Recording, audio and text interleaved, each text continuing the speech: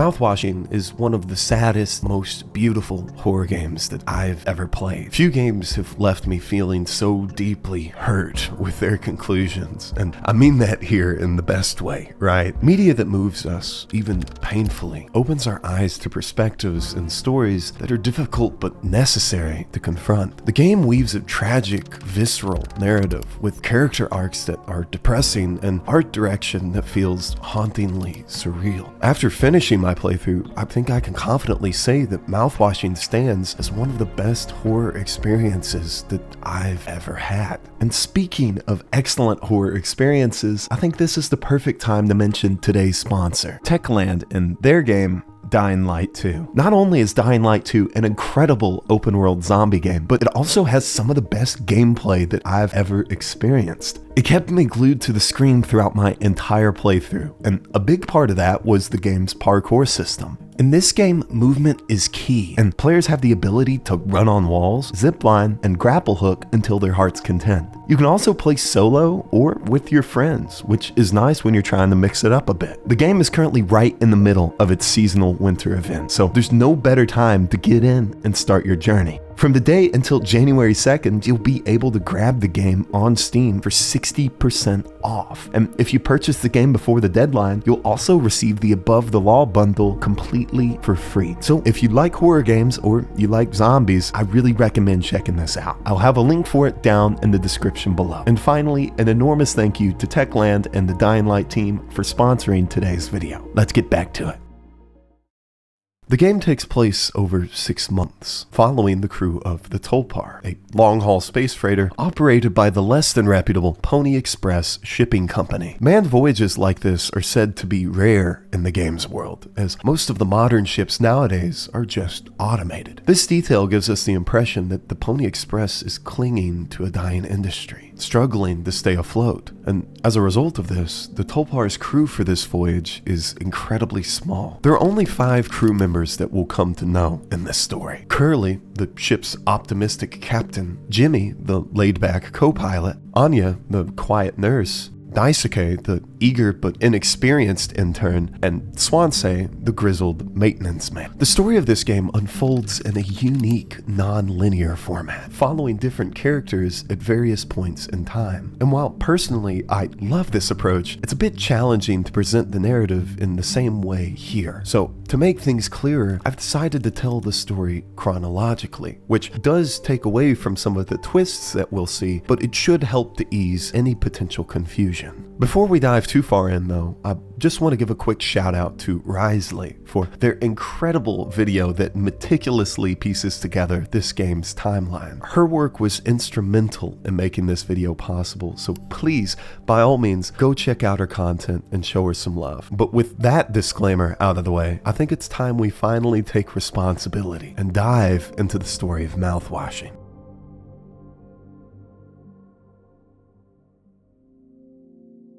Our story begins in a nurse's office, where we play as Curly, the ship's captain. We've just finished a psych evaluation conducted by Anya, who tells us that we've passed. She mentions that there's one last crew member to evaluate, Jimmy, but she grows uneasy when she realizes that it's him. Anya shares with us that Jimmy doesn't take the evaluation seriously, and the last time that she tried to give it to him, he responded with a bunch of nonsensical, sarcastic answers. So instead, Curly offers to perform the evaluation himself, reasoning that as a longtime friend of his, Jimmy wouldn't pull any of that shit on him. On our way to the cockpit though, Curly experiences a vivid hallucination. The hallways here begin to repeat endlessly, followed by a staircase that seems to lead nowhere.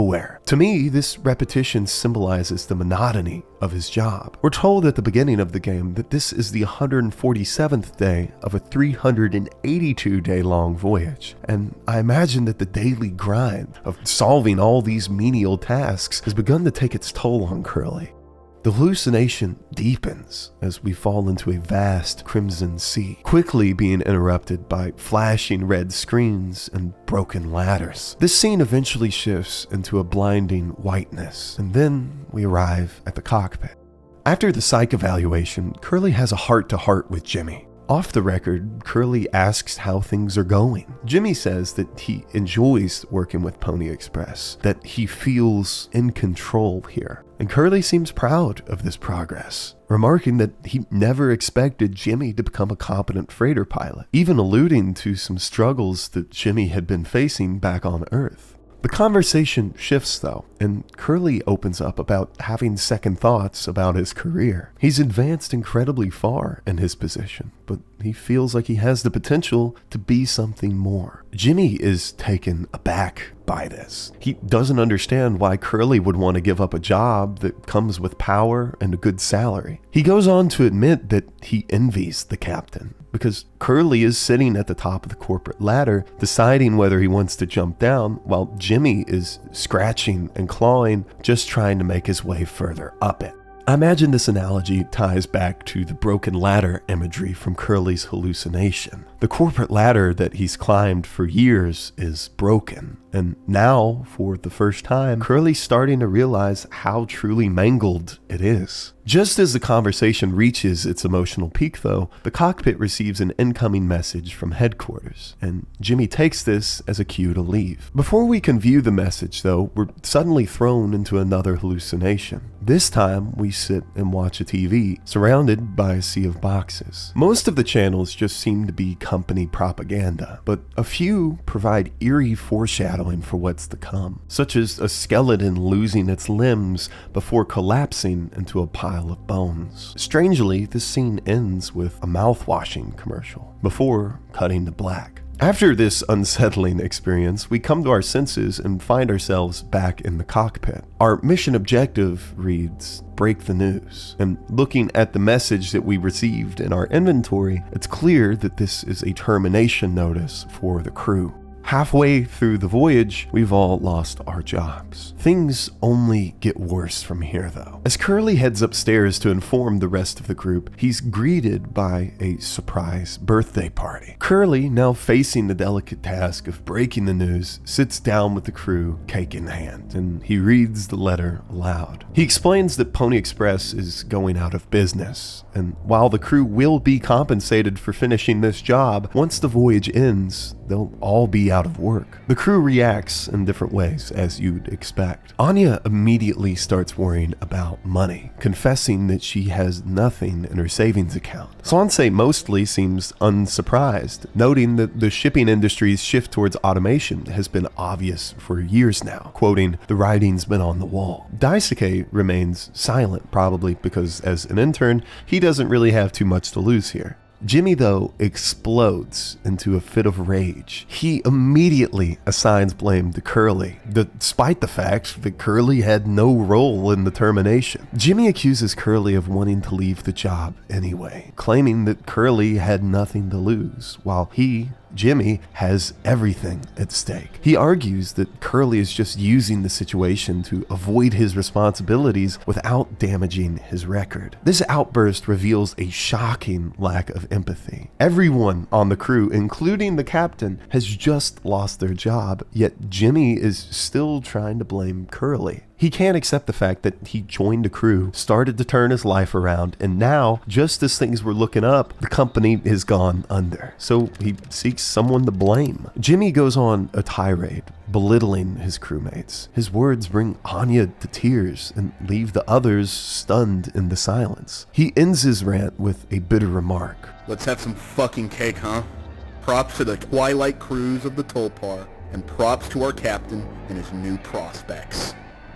This suddenly reveals the depth of Jimmy's resentment. He's furious that Curly, a man in power, someone Jimmy envies, would so easily walk away from it. But what Jimmy refuses to see is that Curly is simply unhappy as a captain. For Curly, it's not about power or status, it's about the fact that he's unfulfilled in this role. It's that simple. The crew cuts the birthday cake in silence, and then we fast forward a couple of days.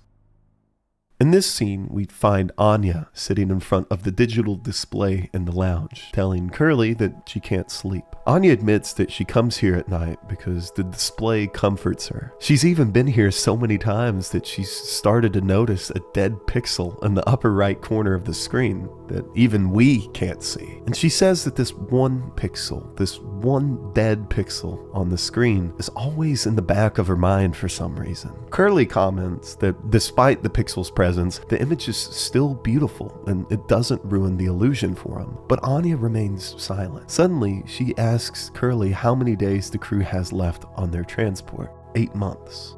The room falls quiet, and then Anya asks, "Why do you think Pony Express put a lock on the medical room door, but not the sleeping quarters?" Curly, brushing it off, responds, I suppose for the same reason they put a lock on the cockpit. Safety. It's here that we start to get the sense that something is seriously wrong with Anya. Her question about the lack of locks in the sleeping quarters suggests that something disturbing is happening to her while she sleeps. Curly's nonchalant response reveals his own ignorance. He doesn't see the situation as a cause for concern. He's too busy looking at the bigger picture to see the dead pixel. There's no malice in his reply, just a cluelessness that makes us question whether Curly is truly aware of the problems brewing around him. The scene ends there, with the tension still hanging above us. The next day, we wake up and head towards the med bay, with our mission objective being find the gun. Anya is nowhere to be found, so we start searching the ship for her, and we eventually locate her in the cockpit. Curly immediately confronts her, shouting, For fuck's sake, where is it? Us being let go isn't a reason to hurt yourself. He continues, explaining that nurses don't undergo psych evaluations like the rest of the crew does, and that if Anya was feeling stressed or worried, she could have just come to him. This reaction underscores how little Curly understood of the conversation they had the night before. Anya, though, insists that she isn't here to hurt herself. Instead, she tells him that she simply wanted to hide the gun case. When Curly asks why, she reveals she's pregnant. This revelation hits us like a gut punch. It confirms the suspicion that we've been harboring all along. Anya was sexually assaulted by one of the men on board this ship. As the conversation continues, it becomes clear that the perpetrator was Jimmy. Anya tells Curly, "I told you," indicating that she had brought this up with him before. Curly promises that he can make it right, that he knows Jimmy, and that they can all just talk through this situation. But Anya cuts him off, saying, "I know you'd never give me the gun to protect myself, so the least I can do is make sure he never gets it either." This moment reveals a lot about Curly's character, or rather his lack of character. It shows that he had, to some extent, known what was happening. Anya says that she had mentioned this to him before, and just the other night she tried to hint at it again, yet Curly refused to acknowledge it. Rather than take a stand as the captain, he ignored the issue until it boiled over in this painful confrontation. Curly's refusal to face the truth about Jimmy reflects his inability to take responsibility. He doesn't want to believe that someone so close to him could be guilty of such heinous acts. And even more so, he doesn't want to confront the fact that all of this happened under his watch. The next day, we'll find Anya in the medical bay, crouched over and crying. She tells Curly that she told Jimmy about the pregnancy, and when Curly asks how he responded, Anya says that he just walked away. Concerned that Jimmy might do something drastic, Curly frantically searches the ship for him. We eventually find Jimmy standing outside of the cockpit, and he asks Curly, What do you think will happen when we get back? At first, the answer seems obvious. Jimmy will face the consequences of his actions. But as the conversation goes on, it becomes clear that that's not really what Jimmy's asking. What he's really getting at here is what will happen to Curly when they return to Earth. He'll be remembered as the captain who ignored the truth, who let everything here unfold under his watch. Jimmy challenges Curly's perception of himself. He says, You were supposed to be the one who had everything under control. You said so yourself.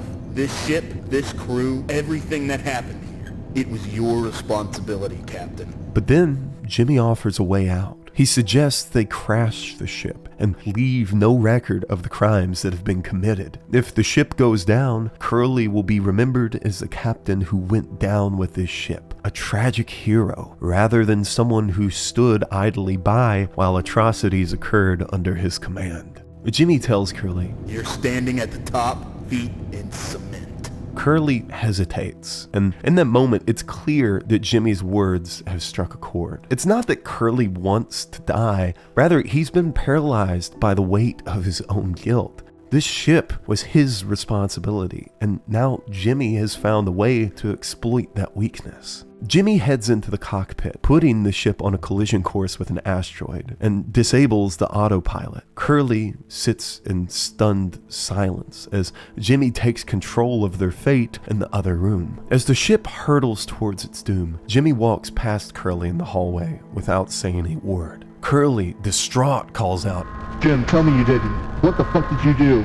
but Jimmy simply keeps walking. In a moment of clarity, Curly realizes his error and rushes into the cockpit, desperate to stop the crash, but it's too late. The ship collides with the asteroid, sealing their fate.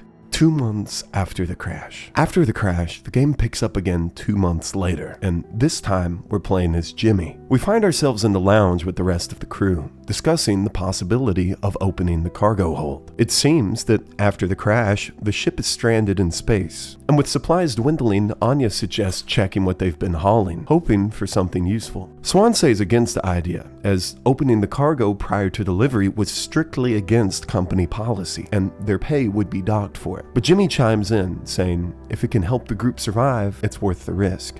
Noticeably absent from this conversation, though, is Curly, and as we observe Jimmy's actions, it becomes clear that Jimmy has assumed the role of captain, so we can only assume that Curly is severely injured from the wreck. When we head to the medical bay, though, we see just how badly Curly has been affected. His body is covered in burns and bandages, his skin nearly gone in most places. His face is unrecognizable, missing an eye, lips, and eyelids. The one eye that he still has is stuck perpetually open, an eerie reminder of what's happened. Even his limbs are gone, leaving him a shell of the man that he once was. Curly lies on the medbay table, motionless, staring up at us, the weight of everything he did or didn't do still hanging in the air. Anya asks Jimmy if he can help her administer Curly's medication, but Jimmy demeans her. "You did make it through nursing school, right? Pony Express sure does know how to cut corners if nothing else." Anya hesitates. She says that she would do it, but the noises that the captain makes are just too uncomfortable for her to handle. But Jimmy brushes her off. He coldly asserts that she shouldn't be referring to Curly as captain anymore because now Jimmy's the captain. It's a really revealing moment of Jimmy's insecurity, showcasing how he's using this newfound authority to assert control over the crew. He goes on to belittle Anya, insinuating that she's unworthy of her position, before forcing Curly's medication down his throat. As we exit the med bay, we find Anya slumped over in the lounge, lost in thought. In this conversation, we learn that Jimmy has placed the blame for the crash solely on Curly. Since the crew found Curly's body in the cockpit, it was easy for them to believe Jimmy's story. And seeing as Curly can't really defend himself in his current state, the crew assumes the wreck was his fault, with Jimmy free of any blame. Anya looks up at Jimmy and asks, "Why do you think he did it?" Jimmy's response is cold. "Doesn't matter. What answer would make you feel any better?" Anya responds by saying that she doesn't think their worst moments makes them monsters, even in Curly's case. This moment is really telling, right? Anya, despite everything that she's been through, still holds on to a shred of empathy for Curly. She refuses to believe that one bad act, whether from Curly or anyone, defines them as a monster. It's a tragic coping mechanism, especially given the man sitting next to her is the one who raped her. Anya can't afford to see Jimmy as a monster, because accepting that would shatter her sense of control. If monsters walk among them unchecked, then she's truly powerless. So she clings to the idea that Jimmy's actions were just a mistake and not a reflection of who he truly is. This philosophy is heartbreaking because it reveals just how trapped Anya truly feels. Her only hope for resolution in this matter was in Curly, and now that he's incapacitated, she's left with no one to protect her, no one to stand up for what's right. Later on in the day, Jimmy finds the code scanner in the cockpit, and he opens the cargo hold, and when the crew enters, they are horrified by its contents. After everything that has happened, after nearly dying in the crash, the crew finds out that all that they've been hauling is Dragon Breath brand mouthwash. No food, no supplies, just mouthwash. Anya's disbelief in the situation is palpable. She states that the group couldn't even use the mouthwash as a disinfectant due to its high sugar content. Swansea, in a fit of disbelief, picks up a bottle and starts laughing. Hey, it's 14% ethanol, he says, noting that they could all get drunk off the stuff. Anya protests, warning against it, but Swansea doesn't care. He reveals to the crew that this is the end of 15 years of his sobriety. It's an incredibly bleak moment, a sign that he's given up. Nothing matters anymore. Daisuke tries his best to keep things light, but Anya's breakdown is inevitable. The weight of it all, the futility of their situation, finally starts to break her. And as the screen fades to black, we're left with the crushing realization that the crew's survival is no longer a matter of hope. It's merely a matter of when their circumstances finally begin to take their toll. Another month passes, and this time we wake up to yelling coming from somewhere on the ship. Daisuke is passed out next to us, and we soon realize that the noise is coming from Curly in the medical bay. Jimmy, who is still assuming the role of captain, searches for Anya to check if Curly has had his medication yet, and he finds Anya and Swansea in the cockpit, engaged in a secretive conversation. The two quickly change the subject when Jimmy asks Anya about Curly's pills. Anya tells Jimmy that she hasn't given them to Curly yet, so he heads to the medical bay to handle it himself. Before administering the medication, Jimmy shares his frustrations with Curly. He confides in him about the pressure of leadership, explaining that the crew has been looking at him strangely. It's clear that he's worried that Anya may have told the crew about his assault on her, although it's never explicitly stated. Jimmy sarcastically thanks Curly for leaving him to clean up the mess. Although, if you remember, it's Jimmy's actions that have caused all of this. In a grim abuse of power, Jimmy forces Curly to take his pills and then beats him. After hearing the struggle, the screen fades, and we return to Curly's expression. Curly looks up at us in complete fear. He knows that what happens next, whatever happens to the rest of the crew, is entirely in our hands. Now, at this point in the game, it's impossible to ignore the fact that we're playing as the story's villain. Jimmy has completely lost his grip on reality and has become entirely unhinged. He shows no remorse for his actions. Rape, assault, and manipulation are all just tools for him now. And with Curly now sitting in this vulnerable, vegetative state, there's no longer any boundaries holding Jimmy back.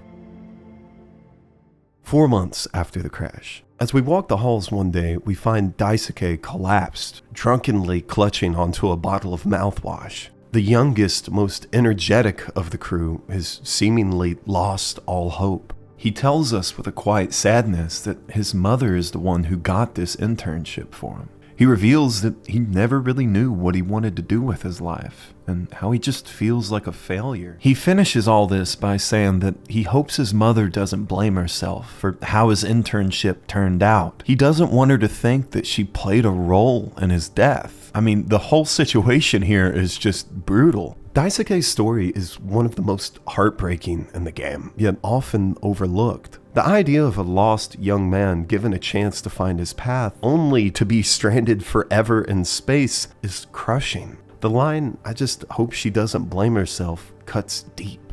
It shows the pain of a child who knows his own fate. When we head upstairs, Jimmy has a conversation with Anya, who is visibly startled upon hearing his voice.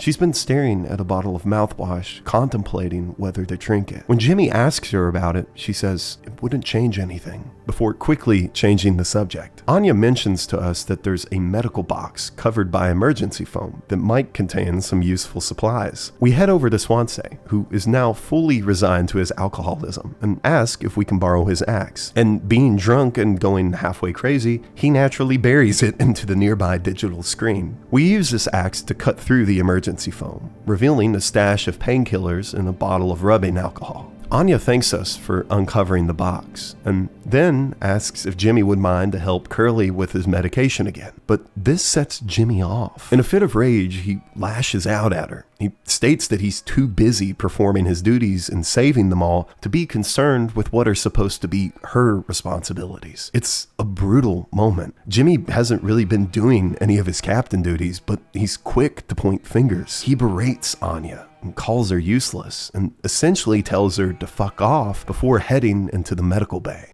It's almost hard to comprehend how cruel Jimmy is to Anya. Not only has he raped her, but now he's emotionally tormenting her. She's pregnant with his child, and yet he continues to degrade her. The sheer callousness of his actions is overwhelming. Once inside of the medical bay, Jimmy opens up to Curly about the struggles of being a captain. He tells him that he never understood the pressure that Curly was under. Jimmy promises Curly that he'll get them out of this mess, failing to recognize that his own actions are what led them there in the first place. He then forces Curly to take his medication, and we can listen as one of the two men begins to sob, trapped in a moment of helplessness and despair. 5 months after the crash. Another month passes, and this time we're startled by Daisuke's frantic yelling. It turns out that Anya and Curly have been trapped in the medical bay. The door has been jammed shut, and Anya can't get it open. When we go to investigate, though, Anya reveals that the door isn't stuck. She's locked it. Instead of trying to find out what's wrong and comforting her, Jimmy once again berates Anya. Look,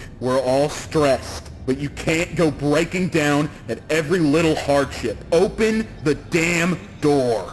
This moment lays bare the extent of Jimmy's cruelty. He raped a woman, impregnated her, and has subjected her to emotional abuse on a daily basis. And in his eyes, this is just a little hardship that she's experiencing. It shows us how disconnected he is from any sense of empathy, viewing her trauma as something that's just trivial. Before he can continue his tirade, though, Anya interrupts him. She tells Jimmy that he was right all along, and that she should have just done this from the beginning. These very obviously being the words of a woman who's about to hurt herself. She continues by saying that this isn't her worst moment, not even close. In fact, this is the best decision she'll ever make. And then Anya goes quiet. Now, Daisuke, like any other normal person, freaks out at hearing this, but Jimmy remains strangely calm. He coldly states that the two men need to find another way into the medical bay, not because he's worried about Anya possibly hurting herself, but because that's where his friend Curly is.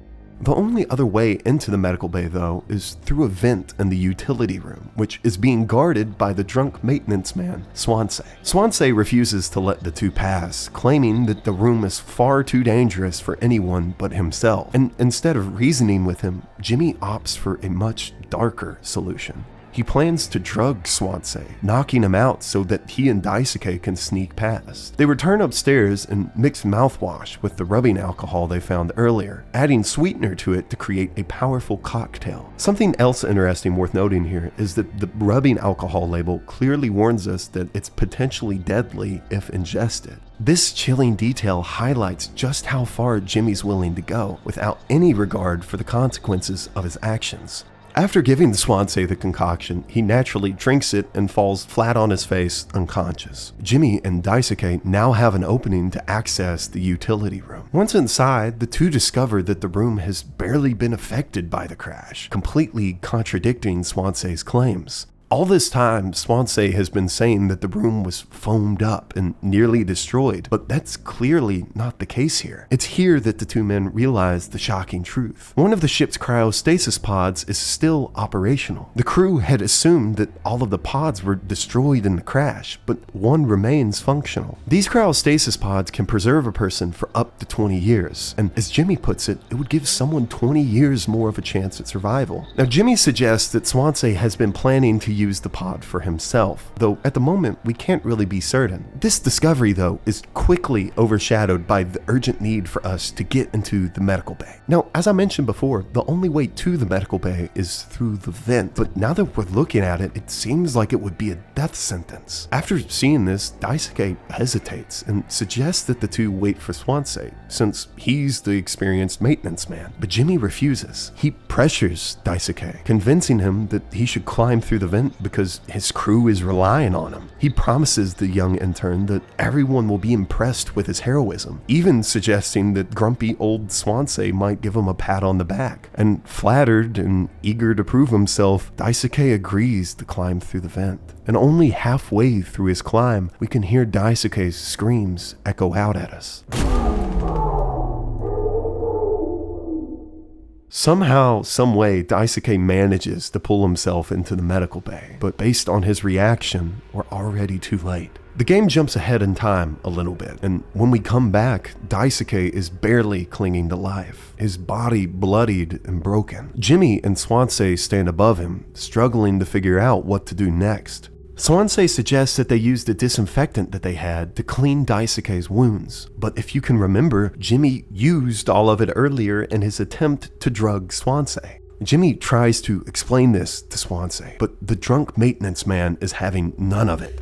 Useless, you goddamn fucking idiot. And so a frantic search begins for anything else on the ship that could serve as a disinfectant. Almost immediately, we think mouthwash. But if you can recall earlier in the game, Anya herself warned that the mouthwash could be dangerous to use as a disinfectant due to its high sugar content. Once again, though, Jimmy completely disregards what Anya says and does it anyway.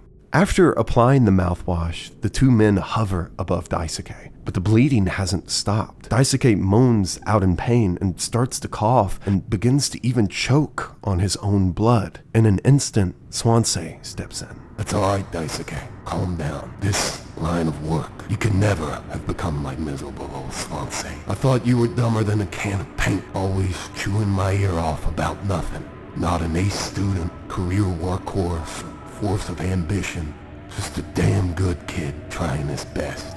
Daisuke, despite his agony, apologizes repeatedly, convinced that somehow he's done something wrong. But the truth is, he was only following Jimmy's orders. Swansea tells Daisuke to close his eyes, and then, with a brief hesitation, brings the axe down, ending the young man's suffering. Jimmy sits stunned and grows furious, calling Swansea a monster. Monster. I could have fixed him, Swansea. I had to do everything myself. Why can't any of you just give me some time to fucking think? Jimmy's rage intensifies as he accuses Swansea of conspiring with Anya. He even goes as far to say that Swansea killed Daisuke just so he could secure the cryopod for himself. Swansea looks up at Jimmy, his expression filled with utter contempt. I sure did talk to Anya, Swansea says. but it was her telling me all sorts of things instead, wasn't it? Shouldn't the captain go down with his ship? Not that it matters anymore. I ain't got no place to be. Everything I could ever want is right here on this ship. So you go ahead, get in that pod. If you ever get found, you can tell them whatever fucking story you like. The screen fades to black.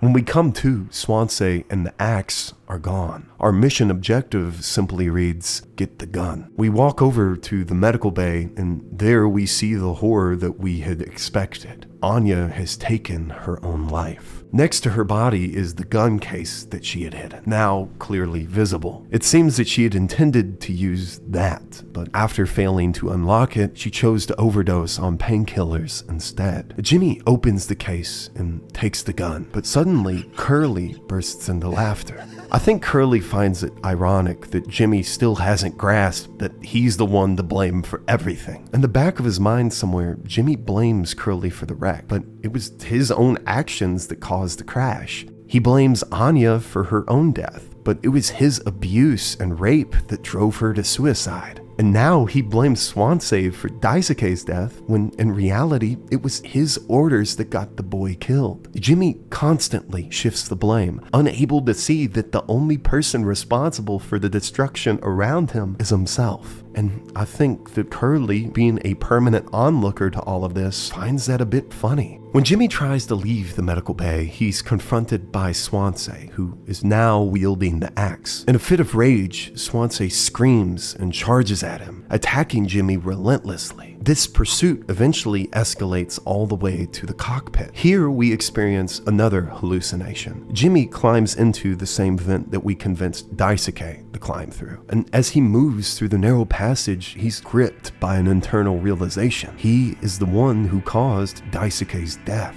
In the darkness, we can watch on as Daisuke's silhouette appears, but as Jimmy nears it, it vanishes. Following this path leads him to a note which reads, "No turning back now." And here, the game actually forces us to look away from any reminders of Daisuke. We actually have to walk backwards for a large portion of the sequence, and if we don't, we're just sent back to the beginning of it. Somehow, though, we're able to push forward, retracing our steps until we finally reach the climax of this hallucination, a tied-up Swansea with the gun lying at his feet. Jimmy picks it up and points it at him, but before he can act, the game transports him to a graveyard. Here, Jimmy is chased through a maze of tombstones and mausoleums by an axe-wielding Swansea, each of these graves symbolizing Daisuke, and in one of the rooms we can even find a small picture of him. On the gravestones, the words, "Beloved friend, I remember you, so you are eternal," appear. Notably absent from all of this is Anya. Even though Jimmy had a direct impact on her death, it seems that he doesn't think about her at all. Even in his hallucinations, she isn't there. To escape this sequence, we must shoot Swansea 3 times. And when the vision fades, we find ourselves standing above Swansea, the gun still in hand. And what follows here is one of the most beautifully poetic moments in gaming history. Swansea begins to speak.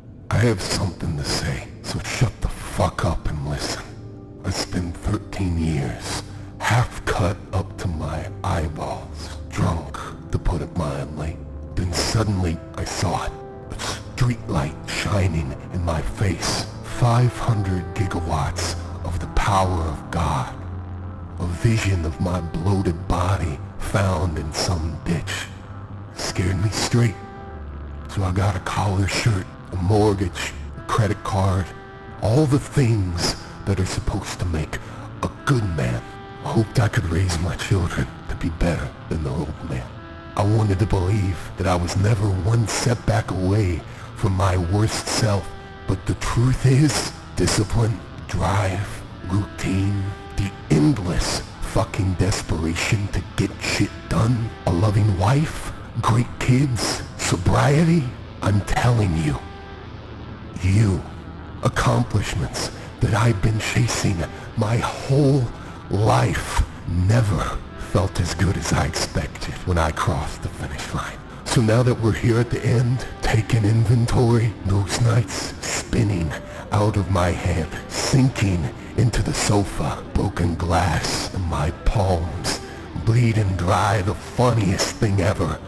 Old dogs laughing and snarling on a waterbed floor, mocking the moon for daring to show its face. All nausea and wreckage and vomit and ugly cruelty. The only problem in the world, an empty bottle.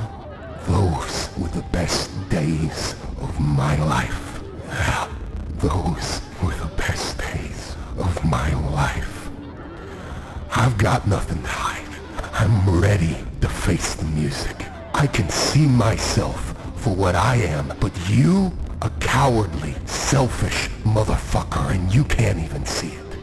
I should have been able to protect the kid. If I could have done one thing right, I wish it would have been to give him one small chance off of this goddamn rock.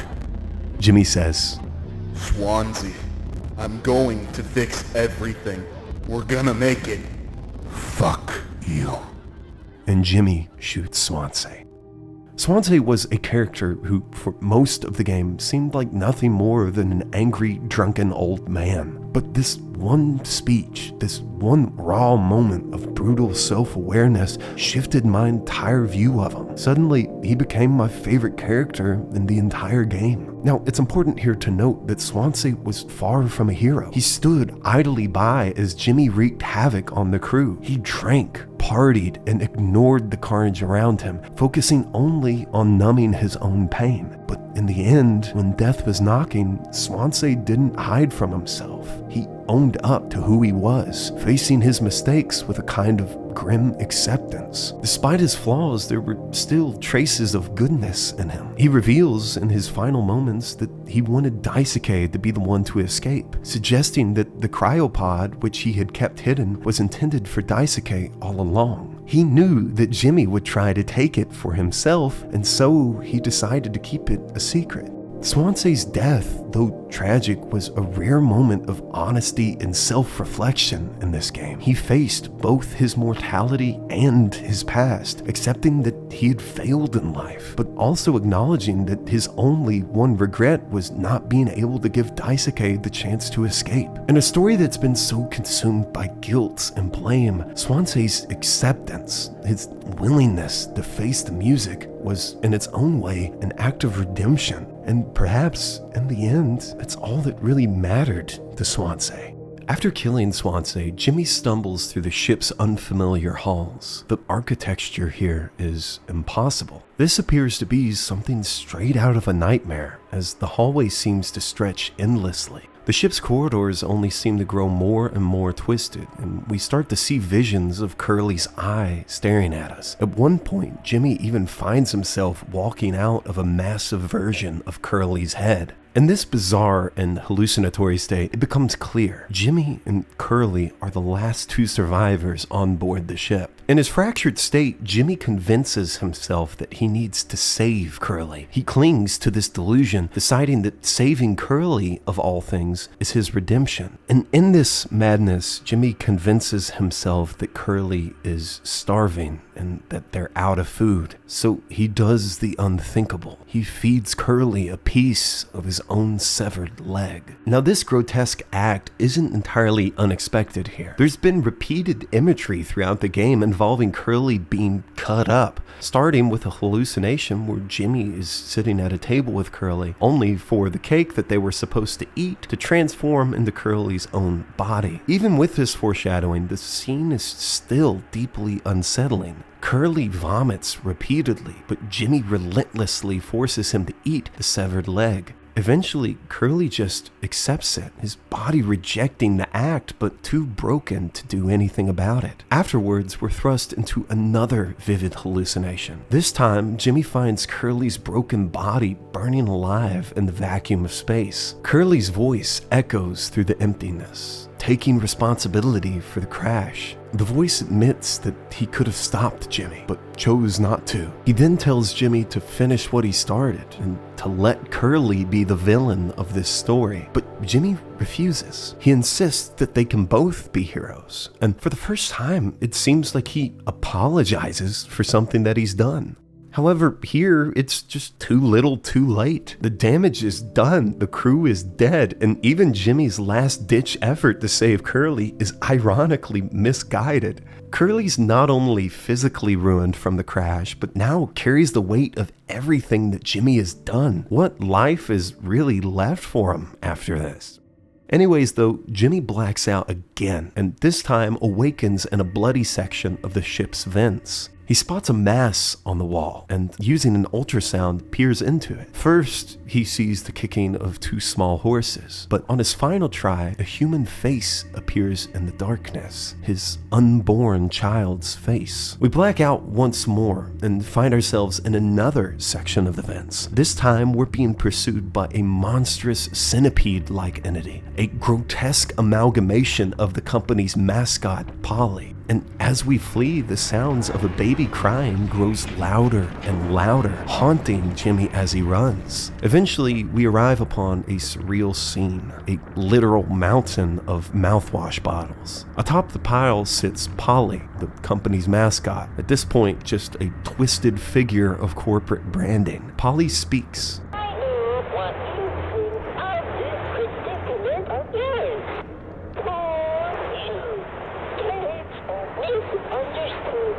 Jimmy responds, saying that he's taking responsibility and will care for Curly. He apologizes once again, but Polly interrupts. Jimmy, desperate for some kind of redemption, responds, Yes, I do. Our worst moments don't make us.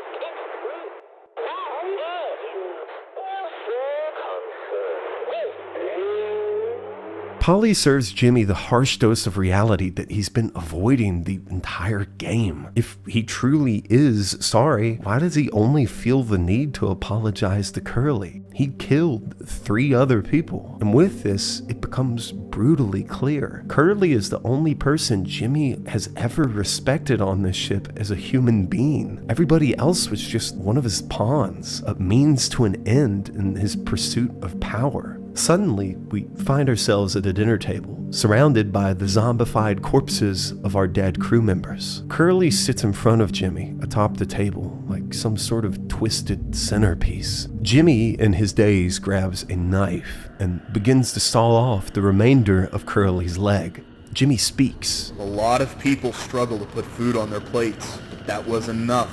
Right, Captain? The lowest rung of your ladder was our highest until it was swept from under your feet. But I forgive you. All of us do. I won't give up on you even like this. I believe in you. We're gonna make it through this. Sometimes we thrive, but other times we just have to accept days like these. You taught me that, Curly. Let's eat. Let's survive. As the words hang in the air, the illusion begins to crack. The reality of what's happening hits. The crew lay dead in their chairs. The grotesque meal is not a metaphor for survival. It's a horrific act of cannibalism and guilt. The rest of the crew's plates are filled, but Jimmy's is empty. Jimmy picks up the remains of Curly and places him in the cryopod. It's okay, Curly. It's like you said. Together, we can fix anything. I'm just proud I got to be your friend and co-pilot, Captain. No one can hurt you now. We fixed it. He pauses, then corrects himself. I fixed it. And then Jimmy walks off screen.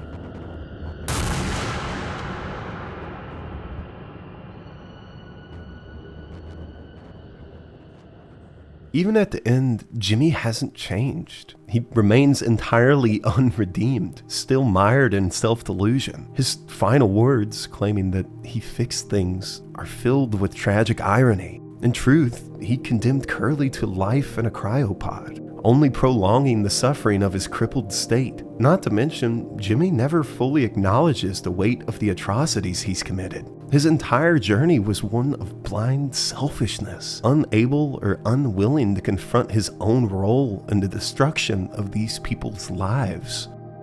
Mouthwashing is a harrowing tale of how one man's darkest moments spiral into monstrous actions. It's the story of selfishness, guilt, and the inability to see beyond one's own pain. As Jimmy's choices cause irrevocable harm, the game serves as a powerful reflection on how failure to take responsibility leads to catastrophic consequences. I want to commend the developers at Wrong Organ for creating an experience that feels so authentic with this struggle. Swansea's speech in particular nearly moved me to tears. And this entire experience, while incredibly disturbing, is one that I'm grateful for. I cannot recommend this game enough, and I truly hope that you decide to give it a chance.